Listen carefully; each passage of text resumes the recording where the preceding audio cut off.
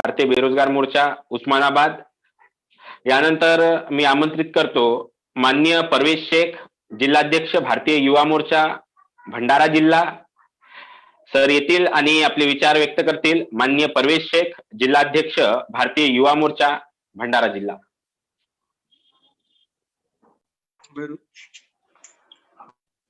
आवाज आ रही है? आवाज आ रही है जी सर? जी सर, आपकी आवाज आ रही है सर। आवाज आपकी आवाज क्लियर है सर, आप बोलिए।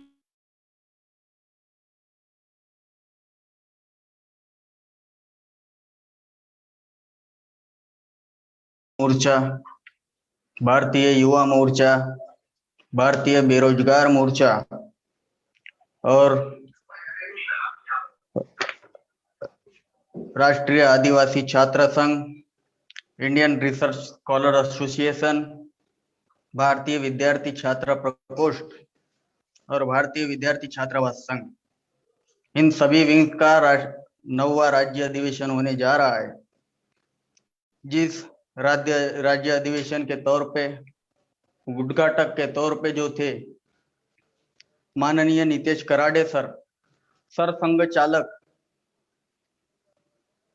फिनिक्स एकेडमी वर्धा, बाकी वक्तागण और इस अधिवेशन की जो अध्यक्षता करने वाले वो हमारे भारतीय विद्यार्थी मोर्चा के राष्ट्रीय प्रभारी माननीय प्रेम कुमार गेडाम साहब। साथियों, अपनी बात करने से पहले जिन जिन महापुरुषों ने बहुजन समाज के लिए रात दिन संघर्ष किया, आंदोलन किया, उन महापुरुषों का अभिवादन करता हूं।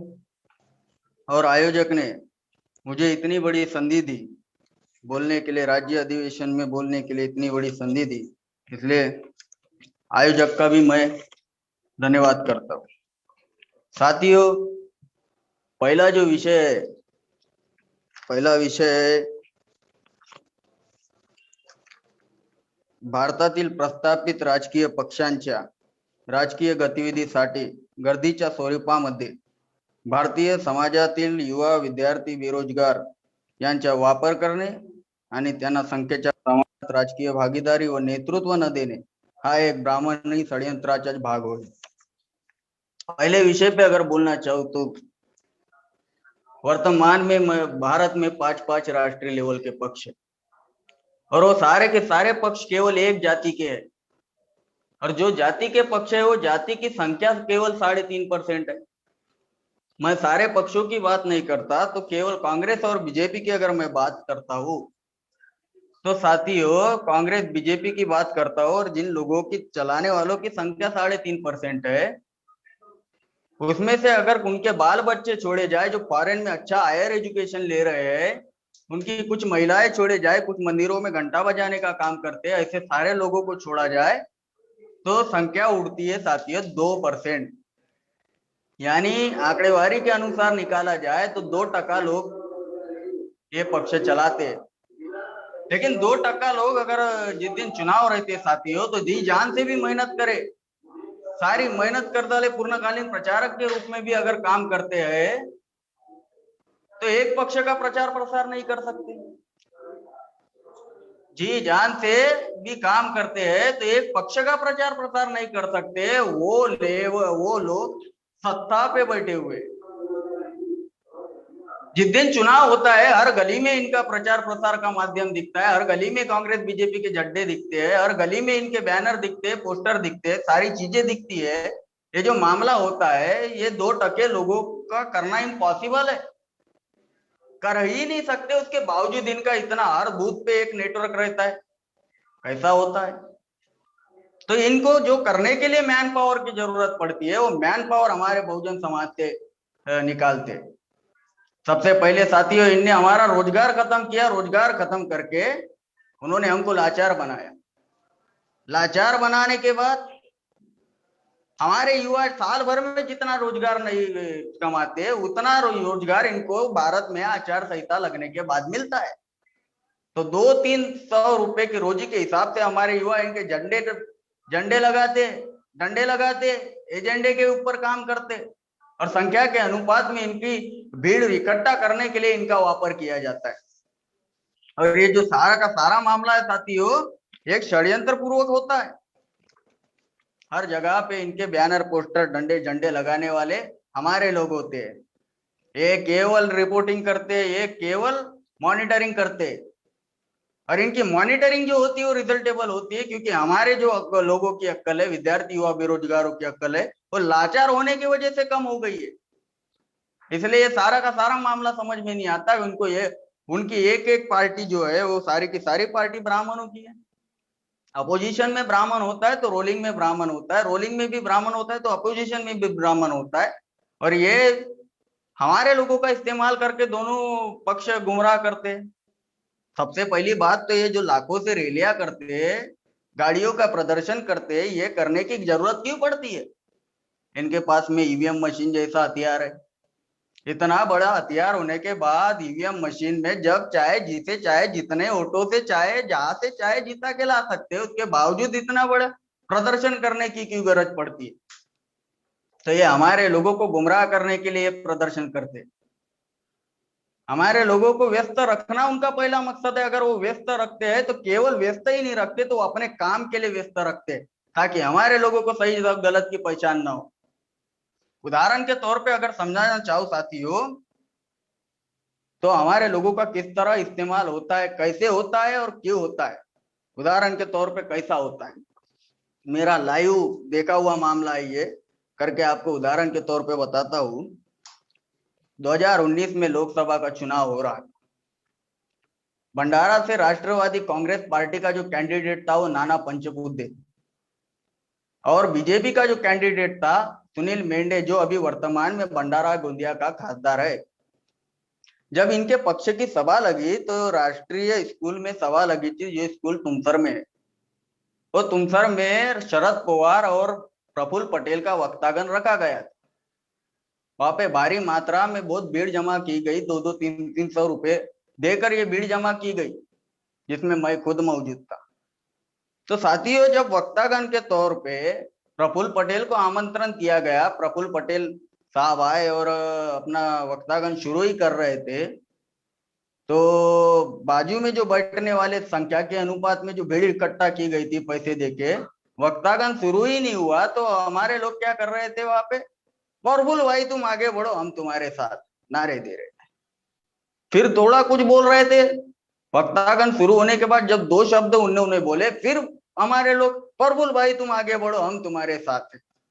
अब इतना बड़ा व्यक्ति आया तो थोड़ा माइक भी, सिस्टम भी थोड़ा हाई लेवल का था। हाई लेवल का जब था तो प्रफुल्ल पटेल ने माइक हटाया और जो संयोजक था बाजू में बैठा हुआ, वो संयोजक को कहता है 500 वाले है क्या? तो वो संयोजक को क्या कहता है वो प्रफुल्ल पटेल, 500 वाले है क्या? जब समझ में आया मामला कि इस तरह हमारे लोगों को पैसे देकर भीड़ इकट्ठा की जाती है और अपने गतिविधियों को बढ़ाने के लिए, अपना संगठन, अपना पार्टी मजबूत करने के लिए वो सारा मामला करते,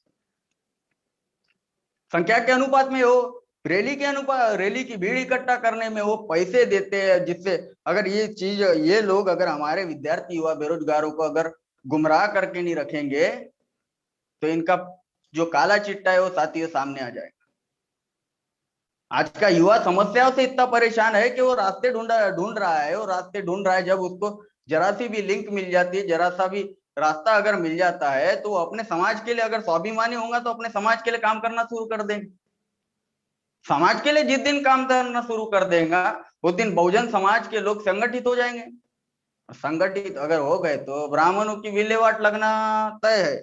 इसलिए वो हमारे लोगों को गुमराह करते, फिर उसके लिए पैसा, समय, जितना जो कुछ लगता है वो सारी चीजें लगाते, लेकिन जीत के जो आती है, वो जो रिजल्ट आता है वही ईवीएम मशीन के माध्यम से आता है। तो प्रोपोगंडा एक षड्यंत्र के हिसाब से होता है। दूसरी बात साथियों, हमारे लोगों को जो राजकीय भागीदारी नहीं मिलती, भागीदारी मिलती है, लेकिन कैसे मिलती है उदाहरण के तौर पे समझाता हूँ। क्योंकि हमारे लोगों को धोखे से कम, बादाम खाने से कम अक्ल आती है, धोखा खाने से जल्दी आती है। इसलिए धोखा खिलाने से पहले उदाहरण दे दिया जाए तो जरा बेहतर रहता है। भागीदारी कैसी मिलती है साथियों, कोई बड़े पक्ष की सभा होती है, तो हर एक पक्ष का एक ना एक दलाल एक है ना एक गांव में अपनी लीडरशिप करता है। तो जो दलाल लीडरशिप करता है, तो जो नेता वहां से ऊपर लेवल का आने वाला रहता है, वो नेता की पावर, रिस्पेक्ट और पद देखकर पब्लिक जमा की जाती है। जैसा अगर शरद पवार आ रहा है, तो शरद पवार के सभा में नहीं तो भी 5,000 लोग होना जरूरी है। तो 5,000 लोगों को जमा करने के लिए क्या करते हैं साथियों, एक जिले से 5,000 लोग जमा जमा करना है, तो जो ब्लॉक सेंटर होते हैं, वो ब्लॉक सेंटर का जो उनसे सबसे बड़ा दलाल रहता है, उसमें भागीदारी करवाते हैं। कैसी करवाते हैं?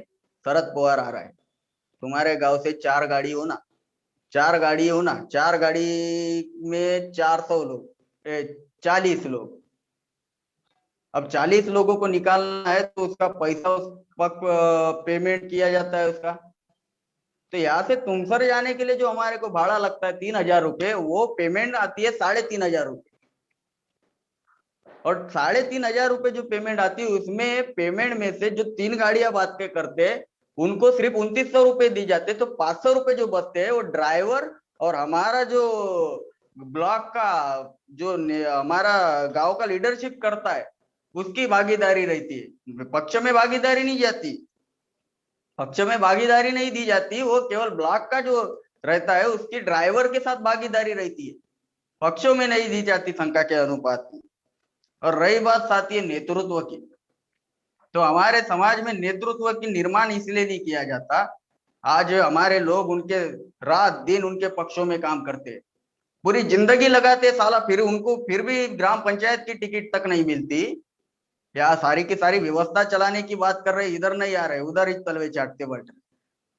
तो नेतृत्व का निर्माण इसलिए नहीं किया जाता हमारे समाज में। अगर नेतृत्व का निर्माण हो जाएगा, तो उनके विरोध में हमारे लोग खड़े हो जाएंगे, अपना संगठन बना के काम करे, या फिर हमारे संगठन में आके काम करे। अगर उद्देश्य उसको मालूम हो गया, तो वो उद्देश्य पूर्ति अपना कैसे भी करके अपना काम करेगा। और अपना काम जिस दिन करने लग गया, तो उतना ब्राह्मणों का जो ताकत है, जितना मैन पावर की उनको गरज पड़ती है, उनका मैन पावर टूट जाता है और वो कहीं ना कहीं रिवर्स हो जाते हैं। इसलिए वो नेतृत्व ही निर्माण नहीं होना देना चाहते, वो कार्यक्रम ही नहीं चलाते। उदाहरण के तौर पे हमारे विद्यार्थी को पक्षों में पद देकर वो गुमराह करते, इसमें भी नहीं आया तो वो कैसा करते हैं। आज टीवी सीरियलों के माध्यम से क्या किया जाता है, आज इंडियन आइडल का ग्रैंड फिनाले है, तो कल से डांस प्लस का ऑडिशन शुरू हो जाता है। तो हमारे विद्यार्थी हाँ नहीं सिंगर बनेंगे, फिर डांस प्लस का आया तो डांसर बनेंगे। इतने में भी नहीं रुका, तो फिर वो नया सीरियल लाए, यार तूने क्या किया, फिर तो आशिक बनना ही बनना है। तो वो आशिक जब बनते हैं, तो जब आशिक बनते हैं, तो आशिक को धोखा मिलने के बाद आत्महत्या करता है। फिर हमारे समाज में सिंगर डांसर ही क्यों पैदा होते, आशिक ही क्यों पैदा होते? साथियों, व्यवस्था वैसा कार्यक्रम चलाती है, आशिक निर्माण करने का व्यवस्था कार्यक्रम चलाती है, करके हमारे समाज में doctor singer doctor dancer singer पैदा होते हैं। जिस दिन नेतृत्व तैयार करने का काम व्यवस्था चलाएंगी, उस दिन हमारे समाज में ऐसे सिंगर डांसर बनना बंद हो जाएंगे। आशिक निर्माण हो रहे हैं ताकि व्यवस्था कार्यक्रम चला रही है, नेतृत्व निर्माण नहीं हो रहा है ताकि व्यवस्था ही कार्यक्रम नहीं चला रही है, तो वो कार्यक्रम हमको चलाना है। महापुरुषों ने कई सारी हमारे ऊपर जिम्मेदारी लगा के दी है, तो जिम्मेदारी को हम नहीं समझ पाए, हमारे विद्यार्थी युवा बेरोजगार नहीं समझ पाए। तो केवल क्या करते हैं, इनको एक ट्रेनिंग दी थी। आज हमारे कैंप होते हैं, हमको जो प्रशिक्षण दी जाती है, हर समस्याओं के ऊपर विश्लेषणात्मक 5 दिन बोल सकते हैं, लेकिन उनको क्या ट्रेनिंग दी जाती है? उनको केवल इतनी ट्रेनिंग दी जाती है, अगर तुम कांग्रेस से एनयूसीआई से ताल्लुक रख रहे हो तो नहीं, वो बीजेपी ने बस उतना बेचा, ऐसा बेचा, वैसा बेचा। तू जिसमें काम कर रहा है उनने कुछ नहीं बेचा, उनने कुछ नहीं किया। अरे कायदे कांग्रेस बनाती है तो उस पर अमल बीजेपी करती है, और जिस दिन अमल बीजेपी करती है तो हमारे लोग उनके विरोध में खड़े होते हैं। लेकिन कांग्रेस जो कायदे बनाती है उसको जिताने के लिए भी तो लोग हमारे ही लगते हैं। तो हमारे लोगों से एक ही अपेक्षा कर सकते हैं हम, हमारे लोगों में नेतृत्व निर्माण करना है। वो व्यवस्था कार्यक्रम नहीं चला रही, तो वो नेतृत्व निर्माण करने का काम हमको चलाना पड़ेगा। जिस दिन नेतृत्व निर्माण हो गया, तो ये जो इनके पक्षों में काम करने वाले हमारे विद्यार्थी है, उनको रोका जा सकता है। किसी ने हवा में ही नहीं किया था साथियों। क्या आने वाले नेता हो तुम ही कल के, वो एक गाना है। क्यों इतना प्रतिशत युवाओं को दिया जाता है? क्यों किसी ने कहा कि आज का युवा चाहे तो पूरी दुनिया बदल सकता है? हवा में कहा था? क्यों किसी ने कहा हमारा विद्यार्थी अगर आज चाहे तो पूरी दुनिया को बदल सकता है? लेकिन हमारे विद्यार्थियों ने कभी, ये युवा और विद्यार्थियों ने अपने जो विद्यार्थी जीवन में जी रहे हैं उसकी समीक्षा ही नहीं की। जिस दिन समीक्षा कर लेते तो ये विषय अधिवेशन में लगाने की जरूरत नहीं पड़ती, ना ही इस तरह अधिवेशन लगाने की जरूरत पड़ती। हमारे विद्यार्थियों ने सबसे पहले तो इस चीज की समीक्षा करनी चाहिए कि हमारे अंदर जो समस्या हमारे समाज में निर्माण हो रही है, वो चाहे व्यक्तिगत हो या सामाजिक हो, इसका कारण क्या। जिस दिन कारण पता चल जाएगा उस दिन ब्राह्मणों के पक्ष जो है वो पक्षों को छोड़ देंगे साथी। इसलिए हमारे को इस जिम्मेदारी को, जो जो लोग भी सुन रहे हैं, जो लोग देख रहे हैं, उनको सारे को लोगों को ये समझना चाहिए कि समाज में नेतृत्व निर्माण करने का काम हमको करना है। और जिस दिन नेतृत्व निर्माण हो जाएगा, नेतृत्व सटीक निर्माण हो जाएगा, ब्राह्मणों के पक्षों में हमारे बच्चे जो काम करने वाले हैं वो रिवर्स हो जाएंगे। हमारा काम करने,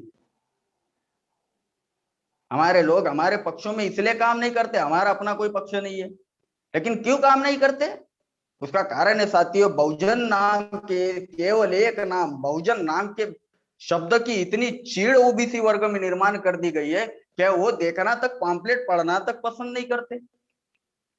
पक्षों में काम करना, संगठनों में काम करना दूर की बात है, आरएसएस के माध्यम से बहुजन नाम में इतनी चिड़, बहुजन नाम से इतनी ओबीसी वर्ग में चिड़ कर दी गई।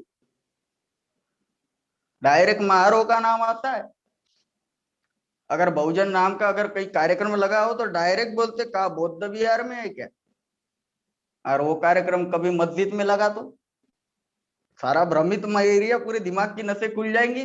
ताकि ये चीजें हमको समझाने, बहुजन जो है वो बहुजन केवल मार नहीं है, तो हमारे सारे लोगों को बहुजन बनाया गया। तब ये नाम की जो चिड़ ओबीसी वर्ग में फैली हुई है उसको अगर हम दूर करते हैं तो निश्चित डेफिनेटली हमारे बहुजन नाम की जितने संगठन है उनको समझने की, बूझने की शक्ति है। राबिया सैफी का मामला आया, राबिया सैफी का जब मामला आया तो मैं उस दिन नाका डोंगरी गांव में गया था।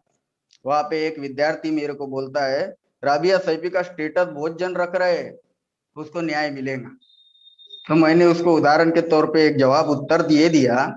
मैंने बोला तुम किसी का बर्थडे रहा तो स्टेटस रखते हो?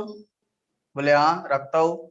मैंने वो स्टेटस रखते हो तो उसका बर्थडे सेलिब्रेट हो जाता है क्या? बोले नहीं हो जाता। मैंने बोला फिजिकली केक काटना पड़ता है ना, वैसा ही किसी का स्टेटस रखने से किसी को न्याय नहीं मिलता साथियों, फिजिकली रोडों पे आना पड़ता है। जो काम आज भारतीय विद्यार्थी मोर्चा कर रहा है कोई राजकीय पक्ष नहीं करता, राजकीय पक्ष केवल हमको गुमराह करने का काम कर रहा है, हमारे विद्यार्थियों को गुमराह करने का काम कर रहा है। इतनी सारी बातें अभी हमारे वक्तागण ने रखी है साथियों, इसके ऊपर मैं ज्यादा नहीं बोलूंगा क्योंकि गंभीर विषय है और हमारे अध्यक्षता को जितना समय दिया जाए उतना कम है, विषय गंभीर है। दूसरे विषय पे जो बोलूंगा साथियों मैं, जो दूसरा विषय है, सरकारी पदभरतीची जाहिरात काढून प्रत्यक्षात पदभरती न करता तरुणांना बेरोजगार करणे, त्यांना आत्महत्येत प्रवृत्त करणे एक ब्राह्मणी षड्यंत्र है। ये षड्यंत्र केवल आज से नहीं है, सबसे पहले तो उन्होंने एक एलपीजी लाया, एलपीजी लाने के बाद क्या किया, सारे संस्थानों को प्राइवेट किया। प्राइवेट करने के बाद जो डिपार्टमेंट बचे हुए उसकी केवल जाहिरात निकाली जाती है। जाहिरात निकालने के बाद बहुत हो गया तो एग्जाम ली जाती है, एग्जाम लेने के बाद फिजिकल ली जाती है, मेडिकल ली जाती है, लेकिन उसका कभी भी इंटरव्यू नहीं होता। इंटरव्यू नहीं होता तो 2-3 साल ऐसे ही चले जाते।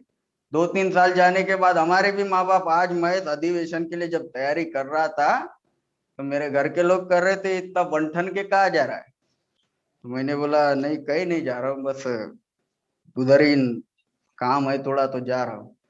बोले इतने देर बाहर रखता है तो घर में तो 1 भी रुपया ला के नहीं देता है, कमाई चल रही कहाँ है। तो साथियों जिस दिन घर में पास होने की, जब हम पास हो जाते किसी एग्जाम को फेस कर लेते हैं तो हमारे अंदर एक जो खुशी रहती है, तो खुशी रहने के बाद साथियों हम कहीं पे भी कोई भी डिपार्टमेंट में काम करना पसंद नहीं करते क्योंकि अपने पास में गवर्नमेंट जॉब की गारंटी रहती।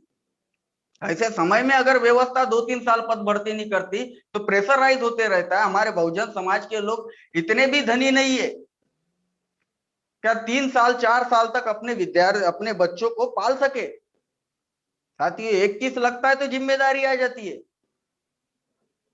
अपना एजुकेशन का खर्चा हमारा विद्यार्थी उठाता है, अपने पढ़ाई का खर्चा उठाता है, अपने खर्चों सारे चीजों का खर्चा, कपड़े लत्ते का खर्चा हमारा विद्यार्थी उठाता है। 21 की उम्र लगने के बाद ही हमारा बहुजन का विद्यार्थी, बहुजन समाज का युवा अपना जिम्मेदारी को समझ जाता है। ऐसे समय में साथियों, माँ बाप कब तक पालेंगे। फिर माँ बाप वो जब दूसरी जगहों पर काम नहीं करता, वो अप्रूवल आने का वेट करता रहता है, तो वेट करने के बाद वो अप्रूवल 3 साल नहीं आता, वो आइसोलेशन में हमारे विद्यार्थी जीने वाले रहते हैं। आइसोलेशन में जीने के बाद आत्महत्या कर लेते हैं टेंशन के मारे। जिसका उदाहरण अगर दिया जाए तो ये स्वप्निल लोनकर नाम का लड़का था, 2 एग्जाम पास किया। 2 एग्जाम पास करने के बाद 2018 में उसकी एग्जाम हुई। एग्जाम होने के बाद क्या हुआ साथियों, तो उसका अप्रूवल नहीं आया, पद भर्ती नहीं की गई, उन्हें आत्महत्या किया। ऐसा ही षड्यंत्र हमारे साथ में यही चाहते कि हमारे लोग जितना चाहे शासन प्रशासन से दूर करना चाहे वो कर रहे हैं। मैं फील्ड वर्क कर रहा था तो उस दिन एक व्यक्ति मुझे कह रहा था, ये बात तुम्हारी सही है बोले, और महंगाई भी बढ़ गई है बोले, हमारे विद्यार्थी आत्महत्या कर रहे हैं। बोला हाँ, बोले ये बात तुम्हारी सही है और महंगाई भी बढ़ रही है। तो मैंने बोला महंगाई बढ़ रही है इससे मेरे को कोई लेना देना नहीं है। तो बोले कैसे लेना देना नहीं है। बोला महंगाई बढ़ा रहे, महंगाई बढ़ाकर हमारा आर्थिक खच्चीकरण करना चाह रहे हो। आर्थिक खच्चीकरण अगर करते हैं तो हम लाचार होते हैं, और हम लाचार अगर हो जाएंगे तो हमको गुलाम बनाना आसान हो जाएगा। तो मैंने बोला दुश्मन अपने उद्देश्य पूर्ति काम कर रहा है, तुम अपने आजादी के उद्देश्य पूर्ति कितना काम कर रहे हो। मतलब महंगाई बढ़ाना उसके गुलाम बनाने का एक जरिया है। आजाद होना के लिए तुम्हारा जो आजाद होने के लिए जो जरिया है वो तुम्हारे पास कुछ है क्या।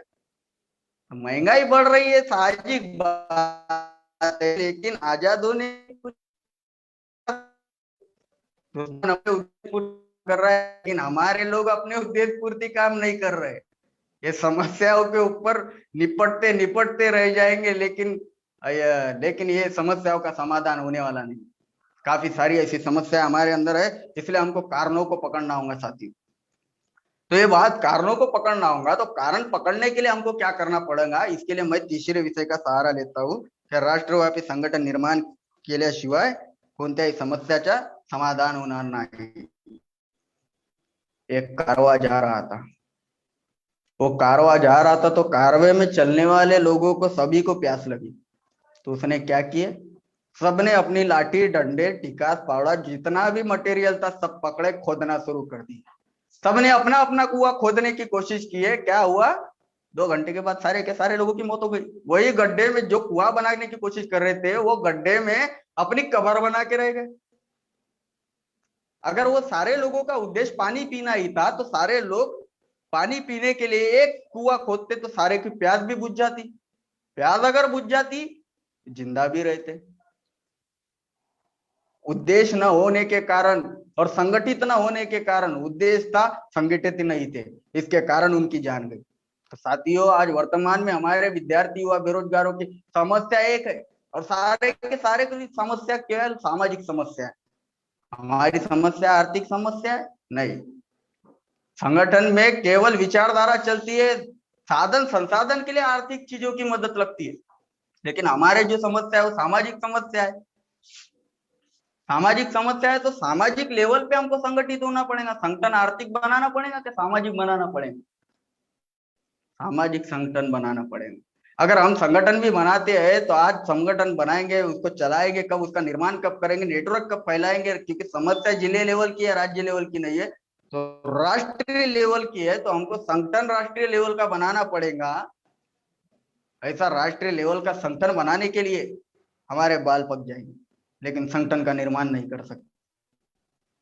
और संगठन चलाना कोई साधारण बात नहीं है, उसका अपना कोई उद्देश्य होना चाहिए, उद्देश्य के प्रति कोई परिभाषा होना चाहिए। कार्यकर्ताओं को संभालने के लिए कितना सारा समय देना पड़ता है, कितनी प्लानिंग करना पड़ता है। ये संगठन चलाना कोई मामूली बात नहीं है साथियों। तो जो बना बनाया संगठन है, जो प्योरिटी के लिए काम कर रहा है, जो सही में समाज के हित के लिए काम कर रहा है, बहुजनों के विद्यार्थी के लिए काम कर रहा है, ऐसे संगठनों को हमारे लोगों के तरह हमारे लोगों ने जुड़ना चाहिए। उदाहरण के तौर पे नीतीश कराड़े सर के जो स्पीच आते हैं, यूट्यूब पे वीडियो आते हैं, ये सारी चीजों से कितने युवा बेरोजगार आज प्रभावित हुए। करोड़ों की संख्या में युवा बेरोजगार आज प्रभावित हुए। मैं अपील करता हूँ नीतीश कराड़े सर से कि जितने भी युवा विद्यार्थी बेरोजगार तुम्हारे इस वक्तागन से प्रभावित हुए, वो सारों को संगठित करने का काम करो। हम भले दिन रात काम करते, हमारे राष्ट्रीय अध्यक्ष के साथ में आप चर्चा कर लेना इस विषय पे। सारे के सारे लोगों के लिए हम दिन रात काम करते, फुल टाइम समय देने तैयार है, लेकिन तुम्हारे वक्तागण से जितने लोग प्रभावित हुए उनको विचारधारा डालने का काम हमारा, उनको प्रशिक्षण देने का काम हमारा, उनमें आइडियोलॉजी डालने का काम हमारा। केवल आप इतनी अपील करो कि ये सारे के सारे लोग केवल ये जो उद्देश्य बना के चल रहे हैं उस उद्देश्य के प्रति संगठित हो जाओ। साथियों, अगर हम ऐसा करते हैं तो हमारा आंदोलन जल्दी सफल होगा। हमारे समाज में लेने वाले लोग बहुत कम है, लेने वाले ज्यादा है। ऐसे ये बात के लिए मैं एक उदाहरण देना चाहूंगा। एक बार मुल्ला नसरुद्दीन एक तालाब के किनारे बैठा हुआ था। जो तालाब के किनारे बैठा हुआ था, उस तालाब में साथियों एक आदमी डूब रहा था। तो तालाब के बाजू से एक व्यक्ति जो गुजर रहा था, तो उनने डूबते हुए आदमी को देखा और उसको बचाने की कोशिश की। तो बचाते वक्त क्या कर रहा था, डूबते हुए आदमी को बचाने वाला व्यक्ति कह रहा था अपना हाथ दे, लेकिन व्यक्ति डूब रहा है, हाथ देने तैयार नहीं। दूसरी बार कहने लगा अपना हाथ दे, व्यक्ति डूब रहा है, हाथ देने तैयार नहीं। वो अंतिम चरण पे पहुंच गया, फिर भी हाथ देने तैयार नहीं। तो मुल्ला नसरुद्दीन आता है और उसको कहता है कि उसका हाथ मांग, तो देने वाला नहीं है, तू अपना हाथ दे और झट से तेरा हाथ पकड़ लेगा। व्यक्ति वैसा ही करता है और वो डूबने वाले व्यक्ति को क्या कहता है, मेरा हाथ ले। तो डूबने वाला व्यक्ति उसका हाथ पकड़ के बाहर आ जाता है। इससे पता चलता है साथियों, हमारे समाज को केवल लेने की आदत है, देने की नहीं। ये जो समस्या निर्माण, ये जो पद भर्ती की समस्या निर्माण हो रही है, कर्मचारी वर्ग पे बाबा साहेब आम्बेडकर ने एक जिम्मेदारी लगाई थी। तुम्हें नौकरी लगने के बाद तुम अपने बंगले गाड़ी में व्यस्त ना हो जाना। नौकरी की एक संकल्पना थी, अब क्या समाज का प्रतिनिधित्व करो। लेकिन हमारे कर्मचारी वर्ग ने ऐसा किया क्या? नहीं किया। हमारे कर्मचारी वर्ग ने ऐसा नहीं किया, इसलिए जिस दिन जिनको संकल्पना बता, जो संकल्पना बाबा साहेब ने नौकरी वालों को बना के दी थी, वो संकल्पना पे उनने काम नहीं किया। समाज को बचाना था, समाज को वक्त पे नहीं बचाए, आज अपनी नौकरी बचाने पे तुले हुए। कामगार कायदा आया, नौकरी बचाने पे तुले हुए। 12 घंटे काम करना है, अरे बच्चों को कब संभालोगे? बच्चों के पढ़ाई के ऊपर सीबीएसई पैटर्न में पढ़ाते ना नौकरी वाले बच्चे, कब संभालोगे, कब पढ़ाओगे? तुम्हारे 12 घंटे तो कंपनी वाला ले लेगा, हाथ पैर धोने में 13 घंटे चले जाएंगे। 3 घंटे बाद तुमको लंच डिनर ये वो करे जाएंगे, 8 घंटे की ड्यूटी रहेंगी। ना अपने शरीर पे ध्यान दे सकते हो, ना जिस परिवार के लिए कमा रहे हो उस पर ध्यान दे सकते हो। ये सारा कामगार कायदे की बदौलत हो रहा है और ये कायदा भी रद्द होना चाहिए, ऐसी अपेक्षा करते साथियों। तो हमारे जो बहुजन समाज से हम जो अपेक्षा करते हैं, वो अपेक्षाओं को जो जिम्मेदारी लगाई गई है, वो जिम्मेदारी पूरी ना होने की वजह से ये सारा मामला हो रहा है। और हम संगठित रूप से आकर ये मामले को परास्त कर सकते हैं। इसलिए हमें जितने जल्दी हमारे विद्यार्थी युवा बेरोजगार संगठन से जुड़ते, उतने जल्दी हम इस समस्याओं को निपटारा कर सकते हैं। और आप ऐसा करोगे और आयोजक ने मुझे बोलने की संधि दी, इसके लिए आभार, धन्यवाद।